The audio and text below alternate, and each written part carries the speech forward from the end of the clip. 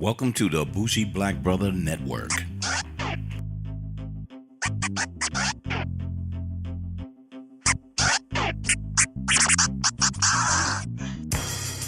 Welcome to Car Wax. This is Michael, your Bougie Black Brother, and I'm here with my co-host Sean. Ew. What's the business? Man. We're here doing our musical podcast, and this one is kind of odd for most people, but I think we just had to do it. And Sean said he didn't want to do one, but I was like, come on, we can do it. We should be able to do it, because I love the production from this guy. But we put two together. So which two do we have tonight, Sean? Well, this evening we have the Tyler the Creator. Tyler the Creator. What is it? Scumfuck and Flower Boy? Scumfuck Flower Boy. Strike one. And then we're gonna do the XXXtentacion, the 17. Yeah, the 17. So yeah. Which is interesting, and the reason why we were saying it was interesting is because he was a hip hop guy. He was put under hip hop. Right. But this album is totally something that is still debatable that is actually hip hop. Is it really debatable though? So on people who follow hip hop, right, they would say no, because he has, when Animal Brown was on the show the other week, and he was like, don't put him under rap, but put him under hip hop. But some people say hip hop is rap, so if you're not truly rapping, then it's not hip hop. Then it's not hip hop. But hip hop is a culture, so that's where I kind of lean toward the hip hop thing. Okay. I also swing toward hip hop, not rap. Even though there's segments in here that he does rap. Well, I actually swing it to rock. I don't see any. Well, you definitely call it hip hop because of his culture and the genre that he was previously in. Right. So that's where he was established. Mm-hmm. So the establishment kept him in there. Has to be hip hop. Yeah. They was like, nope, he's hip hop. Right. He can't be rock because he was hip hop first. Yeah. So we don't want to move him into that because that's not what we call rock. So since we're talking about him, let's stick with XXXtentacion. Okay. And first take of it, what did you hear before the album was released? Well, the first thing I heard from the album is the first song on that video. Okay. So I heard his name a couple different times. The first time I actually heard him and acknowledged who he was, I heard that he got punched in the face at one of his concerts. Boom. So he was on stage and somebody ran up on him supposedly, and then they got into a little scuffle or whatever. So on stage. So I was like, okay, who's this guy? Why did they hit him? But I didn't look into the music or whatever. And then Charlemagne and Envy was talking about the song with the distorted beat. Mm-hmm. And he was like, man, it's whack. He was like, well, the song is intentionally supposed to be distorted. So he was like, and Charlemagne was like, this is what's hot now? Because man, for our generations and everybody that knows quality music, has heard music on vinyls, has heard music on cassette tapes, that's pure quality at its purest. Now you get into MP3s, and now you're listening to kids who thinking that electronic sound. Yeah. So now that's in. That's the now. Yep. So so I heard that, and I was just like, okay. I actually heard the whole song, and I was like, okay, I catch your vibe. The beat ain't bad. Okay, I understand it's intentionally supposed to be distorted. But you didn't have no image about it. You just listened to it. This was like intention. This was like seriously like rookie. Right. You know what I'm saying? Like he was on the front of XXL actually. Okay. As one of the rookie school leader of the new school, basically. Okay. Cool. So yada yada. I decided to hear the album, and I was totally shocked. I was totally shocked because of his pre-representation. Yep. His pre-representation is rap. Mm-hmm. You know what I'm saying? Just total straight rap. And then when I heard Angela Yee say that, oh yeah, he's promoting it as a depressed album. So I was just like, okay, this would be interesting. How do you fucking promote a depressed album? Yeah, this is for people who are depressed and yada yada, this and that and the other. And then I listened to it and I'm just like, wow, this is some old school rock right here. You know, this is really has nothing to do with rap. Okay, I'm in tune because that old rock, like me and Animal Brown was saying, that old rock really got me into rock. Really got me into that sound. That grunge sound from like the Nirvana, Smashing Pumpkins. Yes, exactly. All those cats that was doing that. We're not gonna go with the Aerosmiths, the fucking what was the other crazy Kiss and all the rest of these people. Right. They was like, we're gonna do rock, but it's in a softer, more depressive. Right. Look, I'm just going through some shit. Yeah. Things are fucked up, but it's gonna be rock. And I loved it because except for hearing a loud and beating it, they were playing rock, but the feel was totally different. Yeah, it was completely different. And then at the time, it was like, so at the time for me, it was perfect because it gave me, you was in the military, so I got to see a different view of people. You know, it wasn't just black, white. You know, it wasn't just black, white. Yep. It was literally, you know, I had a thing for a little Spanish chick back in the day. I totally remember that. So when we got down here, it was like, oh, nah, it's all black. Yep. You know what I'm saying? Everything black. That's what's conditioned to you. You know, it's environmental. Environmental, yeah. You know, so hearing the Teen Spirit, you know, and seeing it on MTV, which was so impactful back in the day. Yep. Like, it was refreshing because it was like, okay, this ain't rap, but it's good music. Yep. You know, and that was, I would say that was pretty much my first initial touch of knowing what good music was outside of black people doing music. Jazz, R&B, you know, things of that sort. So when I seen them and I enjoyed it, it was like, that's cool, you know, and what drawing me to it.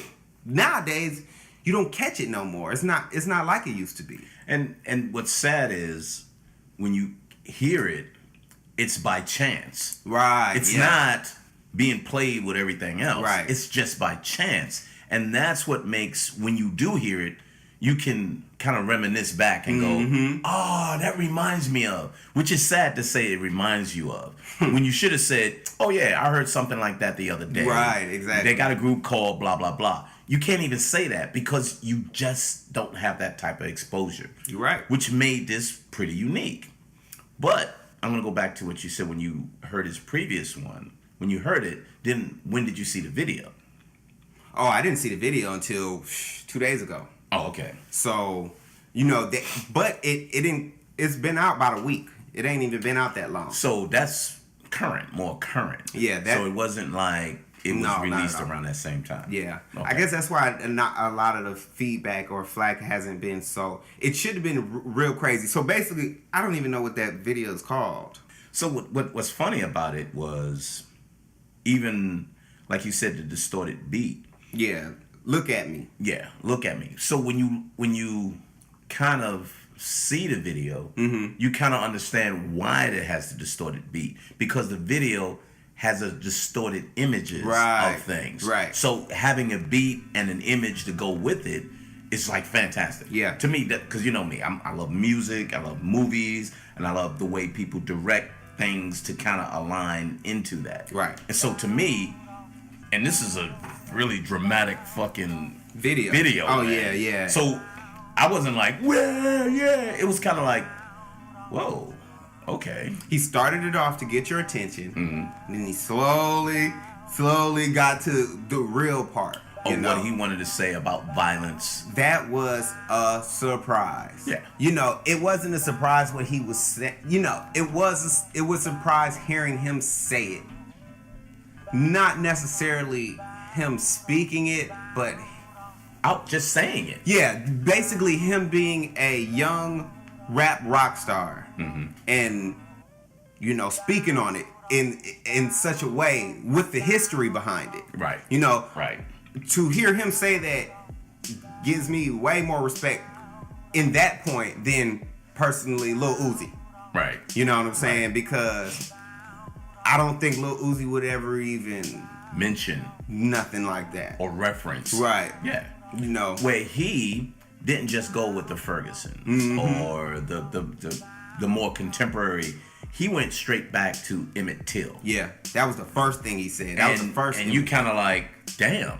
So he does realize there's history behind this, and it hasn't changed. So now, here we go.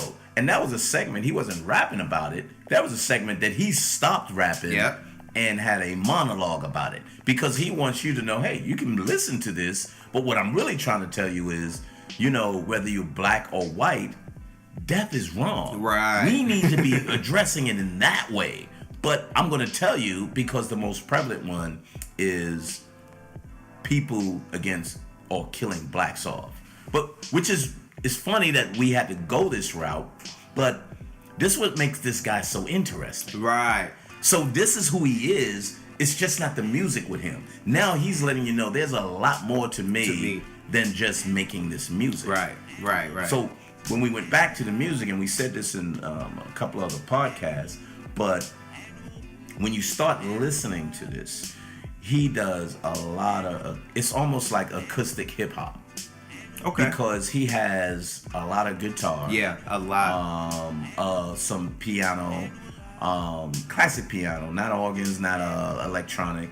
He has acoustic equipment that he's rapping or singing over. And his subject matter is really, you know, I don't want to say dreadful, but it's moving and it's dark. It's in a place that, to what he said, depressed. Yeah, it gives you a depressive mood, and if you in that mood, you'll say, yeah, that's what I feel like. Right. Yeah. Right. So it'll get you to kind of acknowledge that, and you can tell when you're listening to it. It doesn't make it bad, but it's not uplifting. No, it's a good. That's the funny part about the CD. As depressive as he presents it, it's still a good CD. I'm not gonna say it's uplifting, but it's still like, okay, I can listen to it again. Yeah. You know, so I did. Right. You know what I mean? I didn't mind listening to the whole thing again. Right. You know, it wasn't like, all right, let me try to decipher some of the things that he's saying. It was like, okay, all right, that was nice. Yeah. You know, and then for like 2 or 3 days, I had my whole phone on shuffle, and then I turned it back on, and I was just like, okay, this is cool. Yeah. And I think he got some good music on there. And the music, how he played on it, was really good.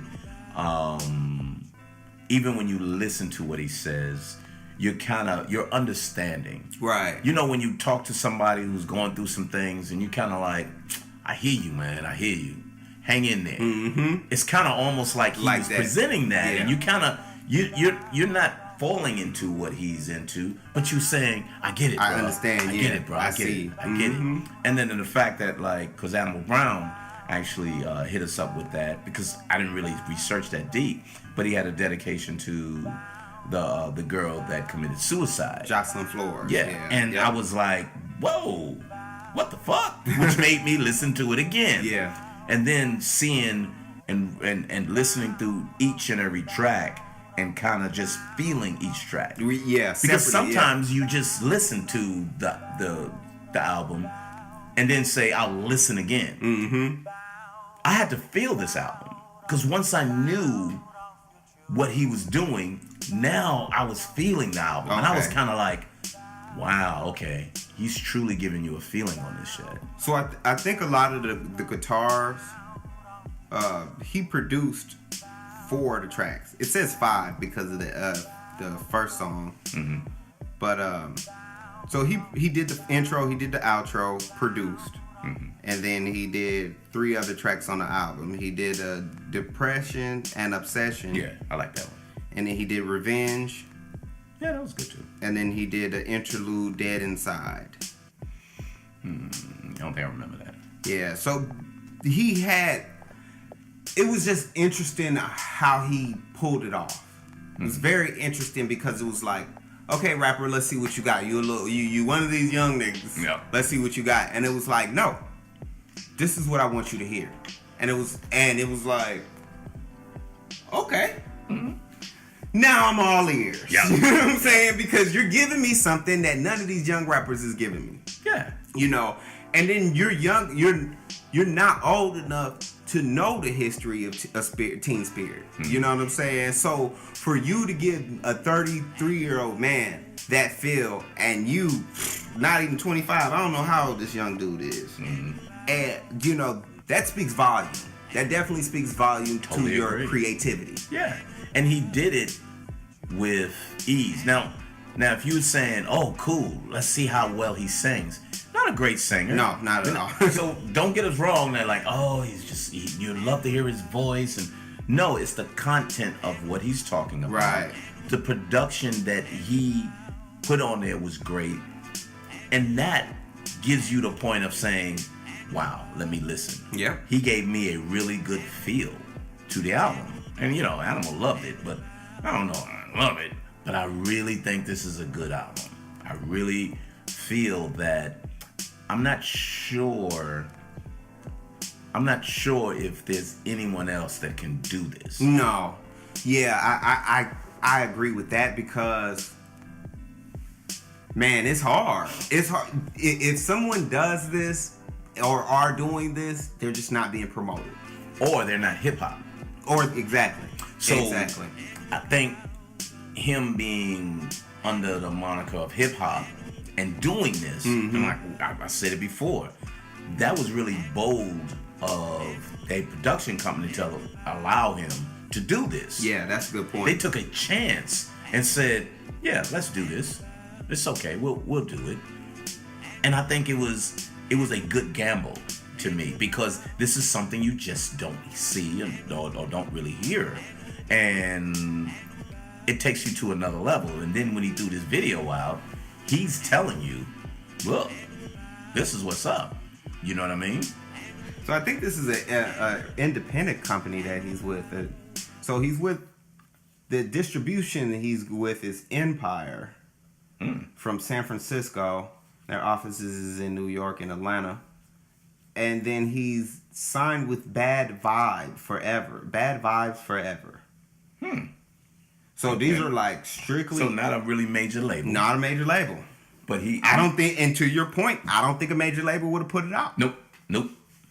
You know? So that kind of answers a lot of our questions of how did this get out? Right. It got out because they was like, you know what? I'm feeling this guy. Mm-hmm. You know, he had this hip hop vibe that was kind of controversial. He's this rapper, but what he's just presented to us, wow, offsets everything that was just given, pushed out. Let's just blow people's mind with this. Yeah, which he did. You know, because again, I don't think no one's doing this unless they're not rappers. Exactly. I think there's somebody who's a rock, or I don't even think you can have an R&B person do it in this sense. I think a rock person who would try to rap. To do it like that. Yeah, and try to rap. And that wouldn't work out.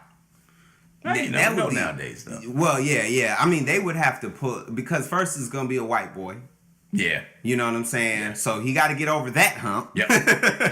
You know, then he got to convince his rock fans that he can rap. I can rap. Right. You know what I'm saying? Yeah. And then he has to cross over. Yeah. You know, so. To say, do your hip hop people want to hear this? Right. And mostly it's like, hell no, white boy, get the hell up out of here. That shit's not rap. That's not hip hop. Right. But he came up and had the moniker of hip hop. Mm-hmm. So you was kind of saying, we're gonna release it just like that. Yep. So you're gonna be good. So, but cool. Out of 1 to 10, what you give it? I say a 7.25. 7.25. One, new guy. Mm-hmm. Breaking new ground. Okay. Lyrically, not great. Right. But just so fresh. And you know, sometimes when it's fresh and you kind of like... It's raw. It's so raw. You got to kind of appreciate the rawness of it. Exactly. And will this break new ground? Right. So it's innovative in a sense too. Not new, but innovative within the sound of hip hop. Because to your point, this is that grunge rock mixed with hip hop with a person who has messages within him. Right, yeah. What the fuck is all that? So it's like his rap doesn't. Some of his rap gives the message. Yeah. But it was like for him to pull away from the rap and give such a message on depression and suicide, was some Pac shit, basically. You know what I'm saying? Yep. Like I'm not comparing him to Pac. He's not Pac. He's not lyrically there with Pac. He doesn't have the beats that Pac has. He doesn't have the charisma. No, not even that close. You'll say, "Woo, I just love this dude," and he doesn't have that. But what he was able to do with this album was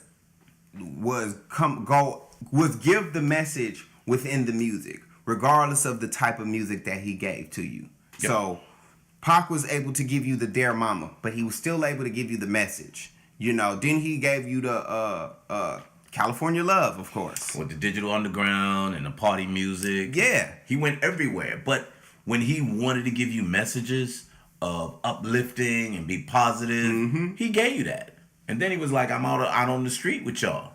Because that's just who I am.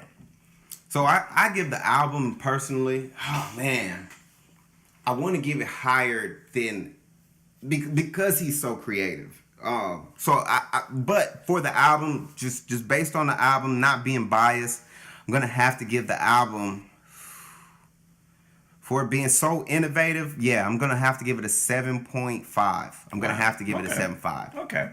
So I dropped it. I was about to say 7.5, but I dropped it because I'm kind of like, that's edging toward an 8.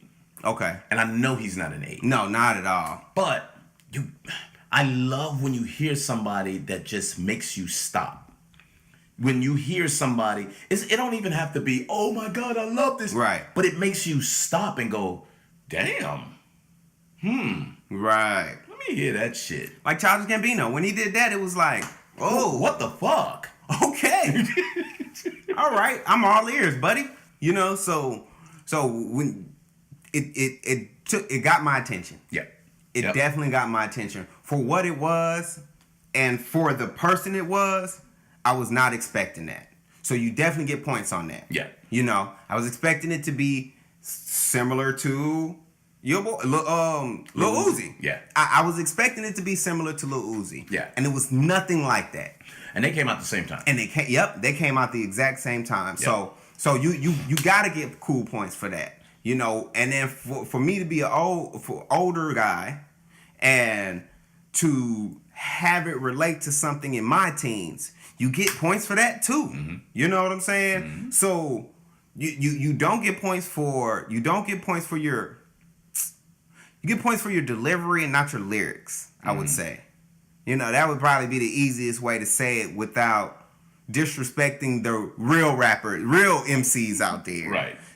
So he had messages, and you respect the message, but lyrically he wasn't there. No, will never be there. And we don't always have to rate people on the lyrical content, but if you keeping them in that hip hop genre, you have to get rated on that. Yeah. Sorry, bro. Yeah, you're gonna have to be rated on that. So I can't take you to a higher level without having that quality. Right. And your production was great. Yeah. Your message was different, and you getting out there and able to do that, you get all props. Yeah. 7.25. If you would have missed on anything else, I would have dropped you way below 7. Okay. But you didn't. I'll keep you in the 7 period. Okay. And it's funny because we throwing out a lot of numbers for these cats, but when you put them all together, then you're gonna say who's better than who, right? And in what way are they better, right? Because there's so many different, you got fucking like Lil Uzi. We already just acknowledged that motherfucker just will move a crowd. Yep. He has the energy. How to do it. He got it. Yep. He got that it shit that people be like, that's what I need. Yep. I need that it. He Young Thugger. What the fuck? No. But he's out there and people going, yeah, I'm down with that cat. And then what's the one that you hated and shit? Joey Badass. No, the one right before that we kind of was going. SZA? No, the rap dude. Oh, and I was Vic like, Mensa. Vic Mensa. Right. Yeah. So I'll listen to it again. Mm-hmm. Yeah. It's you ain't got no words for it. No more words. Right. So, he missed. Yeah. He totally missed that one. He missed the train on that. And if they liking him, you gotta hear it again. Mm-hmm. Because what's hurting him now is shit like this. Right. The creativity out here. What's out here that followed him said, nah, dude. You think you're lyrical. It's not about your lyrics. It's about the message. And the quality. And the quality of it. Everything. Yep. If you're not hitting on all cylinders, I can take 4. I could take 3 out of 4 and you'll be fine. Yeah. I can take 2 with some potential. But come on, man. Yeah. And I was like, damn, man. I kind of gave him a lot of fucking credit. Which I was wrong. Man, but I can say I'm wrong based on the people who's coming out. Yeah, it's like, wait a minute. I would never turn that on again. Right. I just will never. Yeah. And when I did, I kind of was like, damn, Sean was fucking right. Listen to this shit, man. He don't know who he is. He don't. He just put some shit together and maybe somebody will like it and then I can stick to it. Right. But I think nobody likes it. Or I think people listen to it. But that was it. But, 725. Sean's got a 7.5. Yeah, 7.5. He gets... So you said something was kind of interesting. So when I heard... we're moving on. When I heard your boy Tyler, the Creator, his production and the way he was doing with the singing on it and all that, it reminded me of the Childish Gambino. Okay. And some of that, not the internet, but the one after that, it kind of reminded me of that one. Okay. And I was kind of like, oh, I love this production. Oh, I can get it. I can go from there. Mm-hmm. But when I listened to it again today, I just love the production.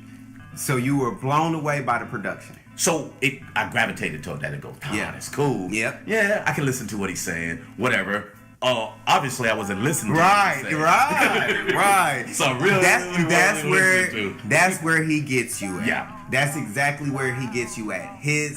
So we're talking about Scumfuck Flower Boy. Yeah. I'm just gonna put this out there.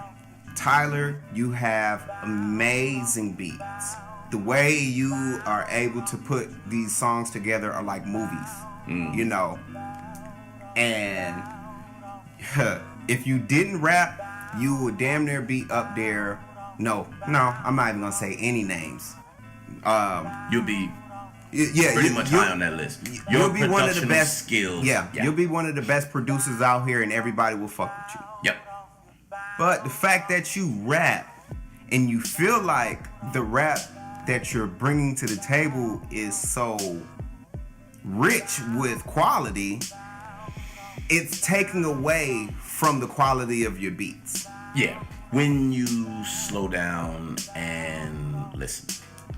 So rumor has it, Tyler the Creator is supposed to be gay. Tyler the Creator likes white boys. Mm-hmm. I say rumor has it because for some apparent reason, even though he admits to it, everyone still seems to think he's playing. Mm-hmm. Oh yeah, he's talking about driving around with white boys, this looking like River Phoenix. So when I heard that definitely took away some cool points from his music. I'm just gonna be honest, because it's like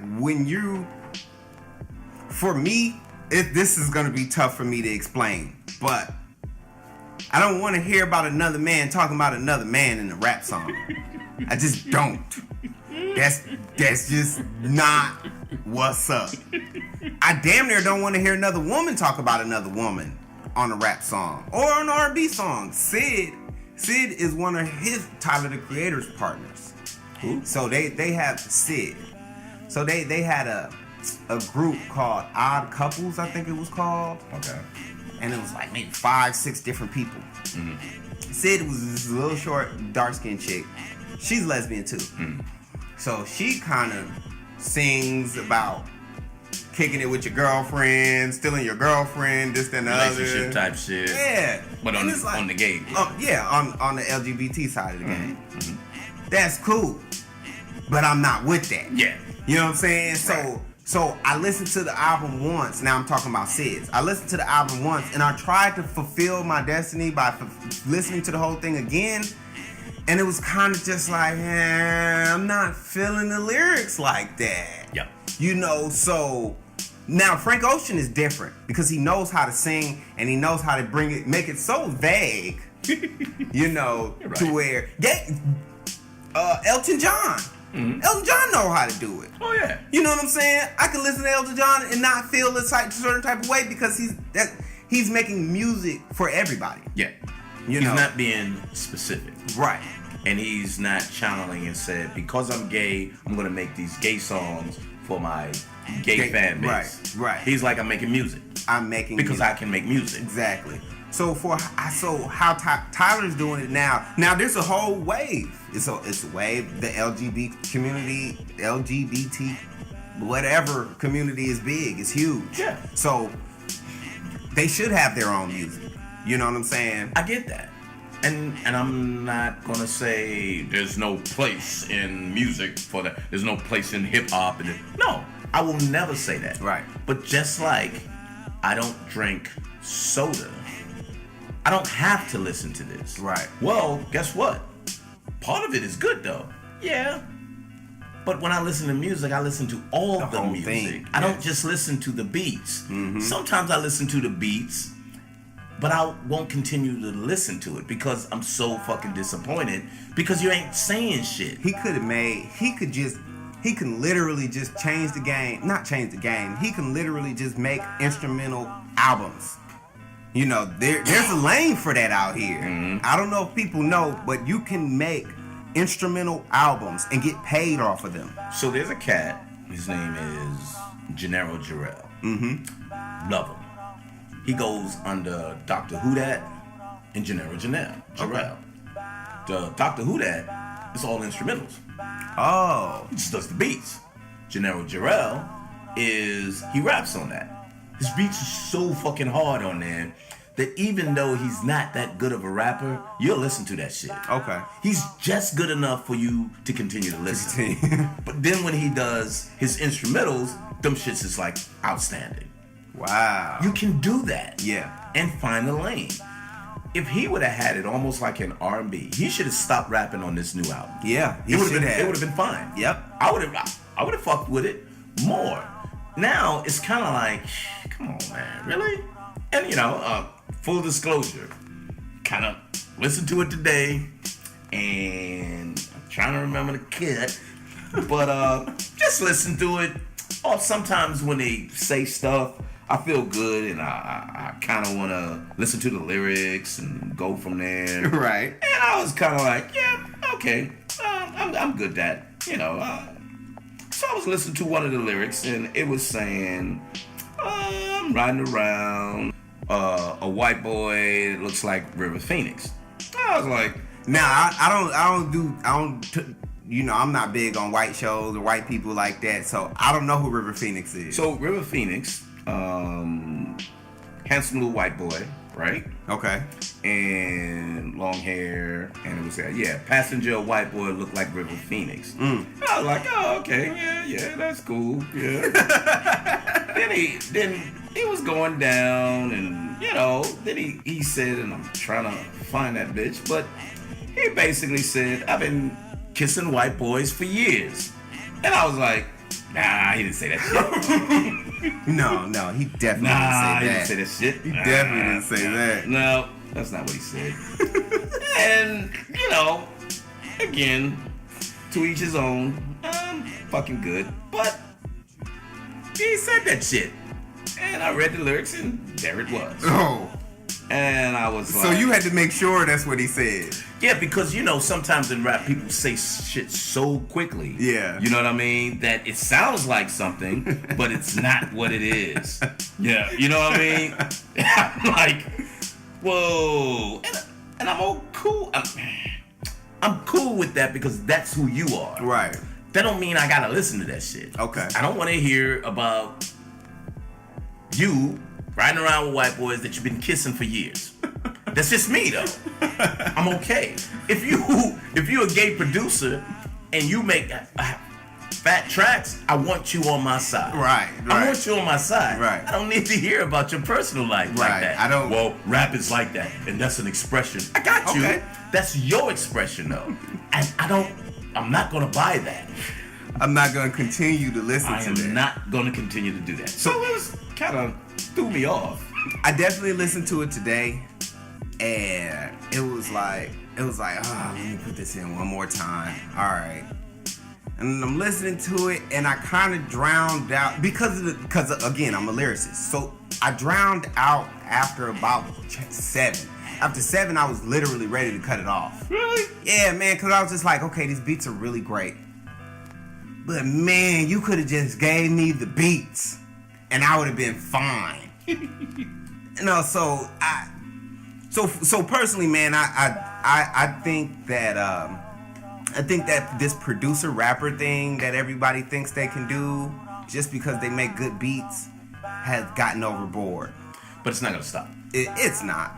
It's just not gonna stop. The first person, I was thinking about that today, man. The first person, the beat rapper, man, was to my knowledge was Dr. Dre. You know, yeah, there's a couple of people before that. Before that, yeah, there's a couple. Diamond D was one of the. Diamond D was one of the classic. Okay. Because he was in the Digging in the Crates crew. Right. So that a lot of them was producing. Diamond D was a regular rapper. Okay. He was so cool. Right. But his beats was phenomenal. Mm-hmm. Because he had a crew of people that they were giving beats to. Right. But he was like, man, I'm going to rap with my shit. So there's a couple of people who've done it. Jay Dilla was smooth with his. Jay Dilla was amazing with it. And he was making instrumental beats. 8 instrumental albums. Yep. Getting paid off of instrumental albums. Because you're going to want that. Yep. You're going to want this. So I'm going to continue to make them. And then he was getting sick. So he was like, every chance I get, I'm going to be making fucking beats. And go from there. And then Kanye kind of, took it to a whole nother level. Because he could actually rap.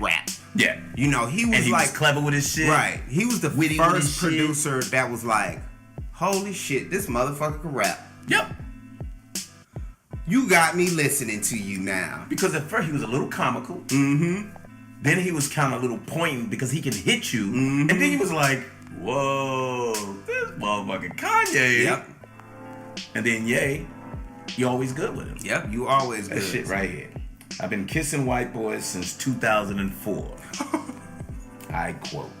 I ain't got time. Right. Bitches. But that's on the back end of it. Yeah. So in the back end, if you ain't got time, you didn't hear the back end. And he said it so quick, and it was kind of, I've been kissing white boys since 2004. Hey. I was like, Kevin. What? Rewind it. I was like, it sounded like he was... like he'd been kissing white. I don't know. I pulled the lyrics up. I was like, are you fucking kidding me? What the fuck? I don't know what to say about that. But that's cool. Not homophobic. That's not what I roll with. Right. I mean, again, I roll with people. People are people.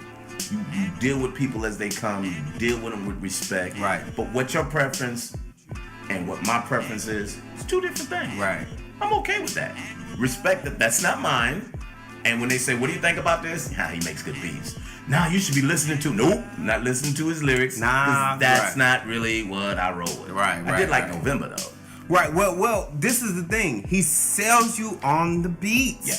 He sells you on the beat. So what's going to happen is, and this is what happened to me this time. So it's going to happen to you. Mm-hmm. What's going to happen is, you're going to be like, man, this ain't going to be talking about this case shit. Hey, that's the first, this thing moist in the motherfucker. He finna be talking about all this moist shit. What's going to happen is you're going to pop the CD and you're going to be like, God damn it, these beats are hard as fuck. And then you're going to listen to the whole album again. You're going to be like, yeah, fuck, this shit is kind of hard. You know what? But you're going to have to ask yourself, this is the question you're going to have to ask yourself.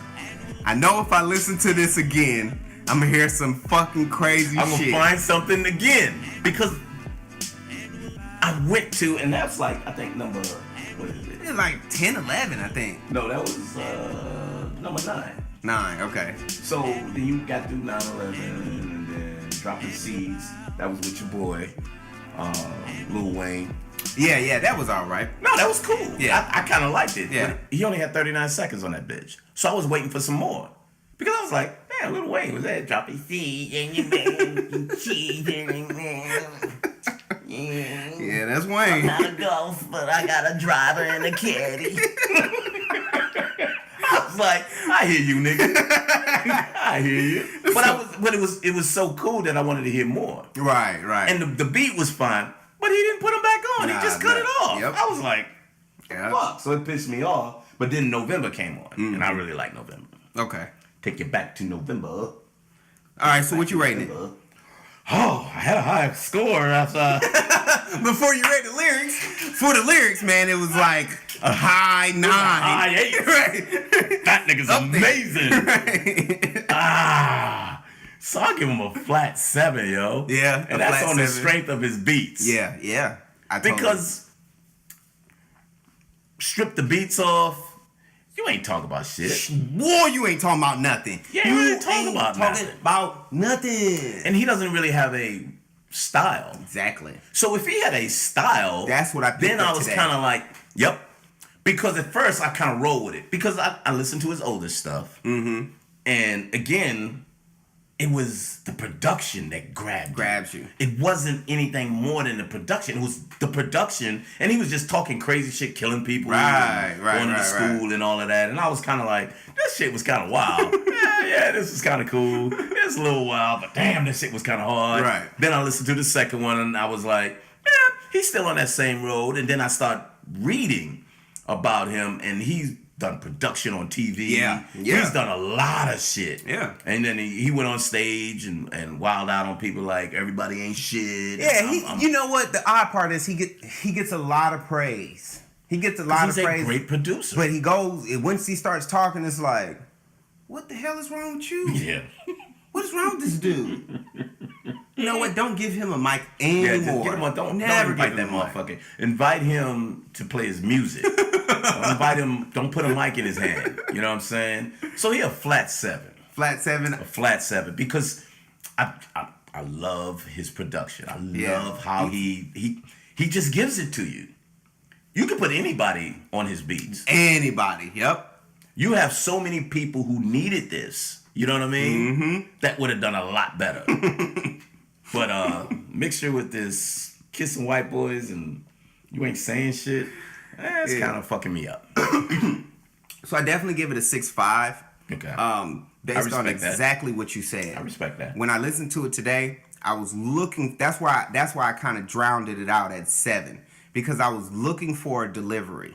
I was looking for some type of pizzazz when it came to his lyrics to complement his beats. Mm-hmm. Nothing complimented his beats. It was all beats, you know, and it was just like, man, come on, dog. I just wish you was so much better, you know. And then I wish you wasn't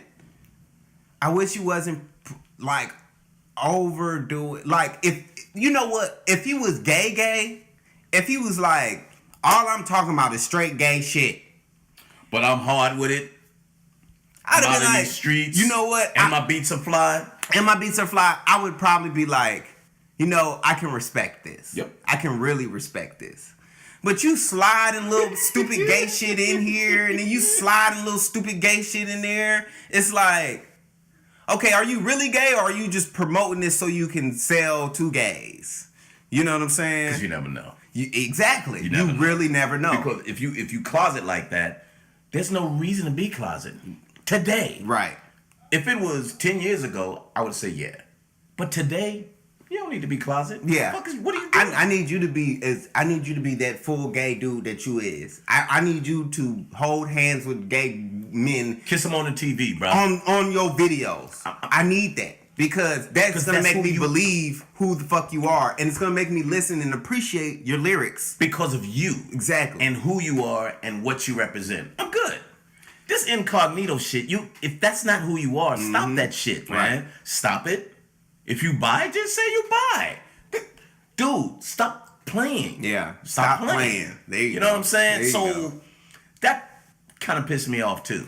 And here's the thing. Eminem played, but he didn't play like that. Yeah. You know, Eminem talked that gay shit. You know, he would say some crazy gay shit, but you'd be like, you'll question it, but you'd be like, nah, that nigga. But he say crazy shit on everything. Right. So it's not like I'm just doing it about gay shit and then I get off of it. Right, Gay shit, then I get over that. Right. No, he talks about killing motherfuckers. He talks about killing babies and popping pills and torturing people and shit. He does it all. Mm-hmm. So when he comes with it, you're kind of like, this dude just fucking crazy. Lyrically, he's fucking out there. Yeah. But it's amazing because he can do it. Right. So you never take it any other way. So that's why Eminem is such an amazing rapper. You know what I mean? Because I love lyrically how he can fuck you up. Yeah. Because I was listening to On Deck podcast and they was talking about Blueprint Run. Yeah, yeah. And I heard that. Renegade. Yeah, Renegade. Yeah. And how he had to slow down the way he rapped just to be next to Jay. And, you know what I'm saying? Oh my God. And he murdered it. With slowing his shit down. But that's the catch of rap. The older you get, the more you understand. If I slow my flow down a little bit, they're gonna understand more. Yep. You know what I'm saying? Yep. So Eminem is that deal. Yep. You know. Yep. I'm talking about that Renegade verse was crazy. The only time he did something a little crazy when he on the back end he was like man. But before that he was hitting you. What I do, what they say about me, what I have, and he never was been afraid to say what's on my mind at any given time of day. Trust me, that was the song, and it was also the song because because Nas threw it out there that Jay-Z got snapped on and Eminem murdered you on your own shit. You's a dick riding faggot. You love the attention. Queens niggas run you niggas. Ask Russell Simmons. So, you know, when you get called out like that's gonna be remembered for a lifetime. Eminem is just lyrically dangerous. Yes. When he was on the Big Sean, and I can't get over that shit. Who the fuck would put him on a feature with a mediocre rapper, bro? Man. Mediocre. He is so good that people fear to have him on their album. Yeah. The only reason Big Sean really had him on the album because they were from Detroit. Yeah. They're two Detroit artists. You know what I'm saying? Hey, hook me up. Yep. And Eminem was probably like, okay, let me play with some shit. I was trying to do some shit. I was just playing, really. Let me write some crazy really shit just down. Playing. This is some things I wanted to say, so let me put this out there this week. And fucking murdered the whole thing. Like I told you, I didn't even want to hear the first part. I fucking fast forward just to hear his part. Yeah. And then rewind it. That's definitely some of the best quality verses that you're going to hear all year. And the funny part about it is, there's a story that 2 Chainz brought up that 2 Chainz is going to be on the new Eminem album. What? Yes. And Eminem invited 2 Chainz over, you know. So he sees it. Yeah. That's what I love. I'm glad you said it. I love that. Eminem don't step away from a challenge. No, not at all. So he's like, I like that guy. Mm-hmm. Come on. Yeah. Oh my shit. So I'm going to tell you who else get the respect like that. It's Black Thought. A lot of people don't like to have Black Thought in their shit. Yeah. Because he get at him. Yeah. He get at him. He did some lazy shit. We did one album. He had a fucking lazy shit. I think it was Logic's album. He did do Logic's album. It was kind of lazy. That was a little lazy for him. That was. Compared to what he does. Yeah. He was on another one that he was a little harder on. Because he was a feature on 2 different ones. That we did. Yep. But I think it was the Logic one. He was fucking lazy. I was like, that was fair. That was the one with Chuck D on there. Yeah, that was a lazy fucking rap on that. He was okay, but it was a little lazy for me. Okay. And then he was on someone else that he was a lot harder on, and I was like, man, that's my Black Thought right there. Right. Yeah, that's the one I'm looking for. Yeah, that's the one I'm looking for. But Tyler the Creator, flat 7 up in this bitch. 6'5". 6'5". He's not my friend. Nah. That's for sure. We're not hanging out together. We're not hanging out together. And it's not because he's gay. It's because he's not himself. He's not admitting to who he is. To your point, and I'm glad you said it before the end of the podcast. So probably that, yeah, you homophobic motherfuckers. No, if he was a homosexual or whichever label you give him, I would be fine. Yeah. Because, yo, this gay nigga can rap. Gay nigga is fire. If you're telling me, hey, this gay nigga can rap, and check this gay nigga out. The hottest fucking tracks. Check this gay nigga out. Okay. Just the same way they said, this is going to be a depressed CD for you. Yep. But check it out. Okay. Gotcha. You know what? Now I'm not even going to be mad that I didn't hear any rap. Yep. Because you prepped me for this. Yeah. That's what it was going to be. You prepped me for this. Yep. But you coming out, being rap, starting to rap, and then you starting with the singing, and then you rap and then put some gay shit on there. It's like, whoa, where'd that come from? Whoa, hold up, buddy. Is that what you are? Whoa, aren't you? You just totally threw me to the left with that. Well, I don't have to tell you anything about my life. That's true. You're I ain't right. gotta listen to your shit either. Exactly.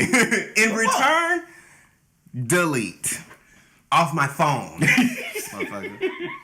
Delete off my, not stop, not never listen. Delete. Nah, I'm just not gonna do it again. Send that bitch back to the cloud. Fuck out of here.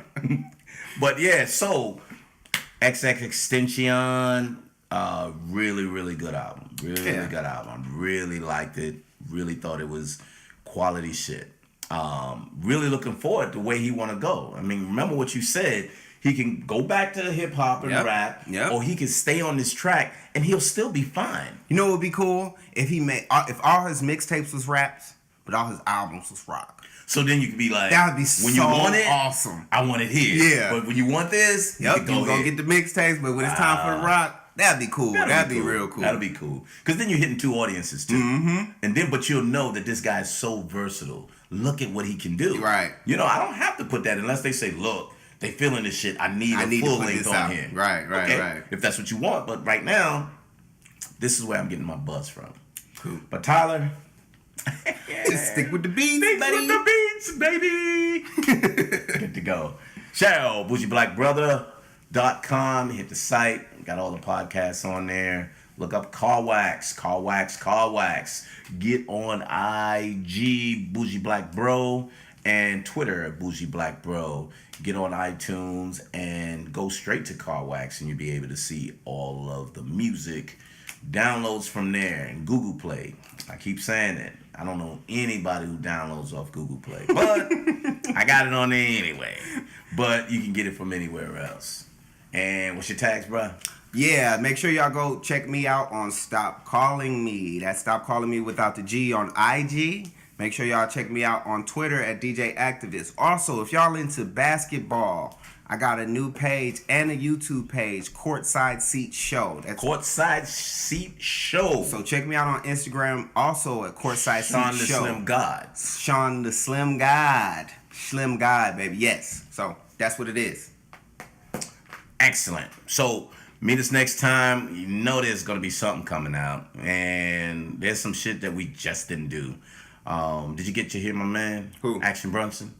I heard the Action Bronson. I'm highly disappointed that he sounds completely like Ghostface Killer. But I did follow through and listen to the whole album. It's fair. It's fair. It was worth the listen. Yeah. It gave you good beats. It gave you them throwback Wu-Tang beats. Yeah. You know what I'm saying? Yeah. That's why I was just like, whoa, you know what, you thieving white man. You fucking thief, you. You just, everybody, anyways, that's another one. We may throw him in with something else because some of the beats in that bitch, I just fucking went crazy over. Yeah. I listened to the new Foo Fighters, Concrete and Gold. Oh, really? Yeah, that was fair. Okay. It was fair. Mm-hmm. Okay. I definitely felt like it could have been harder. It started off real good. The first 3 tracks was like, okay, this is how we go. Here we go. And then it was like, damn, after the 3rd track, bro. All right. But I followed through. I listened through the whole thing because I mess with Foo Fighters. But yeah, the new rock age is weird. This new rock, man. This isn't. I'll play it. It's. I'll give it a respect. I'll play it. Yeah. But yeah, that's what's up. But check us out. car wax, and we'll see you soon. Peace. Peace.